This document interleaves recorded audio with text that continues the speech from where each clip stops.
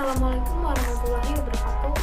Saya Konita dengan NPM 2122 dari mahasiswa Fakultas Kesehatan Program S1 Keperawatan Universitas Jenderal Ahmad Yani Yogyakarta. Di sini saya akan menjelaskan nama-nama dan beserta fungsinya sel peta buta warna. Yuk disimak videonya. Baik, ini adalah gambaran sel peta buta atau sel eukariotik. Jadi yang pertama itu ada vesikel pinositotik. Vesikel pinositotik ini adalah bagian sel yang berfungsi dalam proses transport molekul dari luar ke dalam sel yang terbentuk cairan. Dan lisosom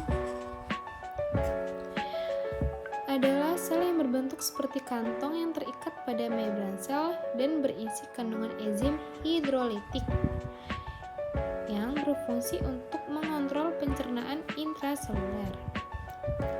Vesikel Golgi. Vesikel Golgi ini merupakan sebuah badan terikat membran yang terbentuk oleh tunas dari badan Golgi. Fungsinya untuk ekresi terutama pada sel-sel kelenjar. Retikulum. Retikulum ini ada dua, retikulum endoplasma kasar dan retikulum endoplasma halus. Retikulum endoplasma kasar adalah organel yang bertindak sebagai saluran-saluran dalam sitoplasma yang menghubungkan membran sel dengan nukleus dan berfungsi sebagai sintetis protein. Dan retikulum endoplasma halus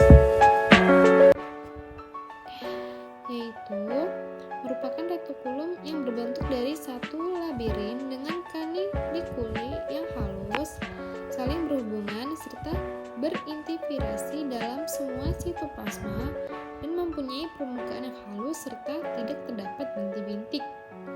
Fungsinya untuk membentuk lemak dan steroid. Membran sel.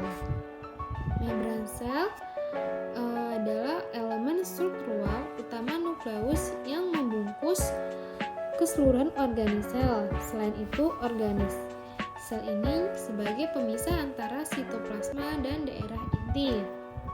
Fungsinya untuk melindungi inti sel nukleus dan sebagai tempat pertukaran. Mitokondria. Mitokondria adalah organel membran ganda yang berbentuk oval serta memiliki ribosom dan DNA sendiri. Fungsinya mitokondria ini sebagai tempat respirasi sel untuk menghasilkan energi. Aparatus Golgi merupakan kantung pipi bertumpuk yang tersusun dari ukuran besar hingga ukuran kecil dan terikat sendiri. Dan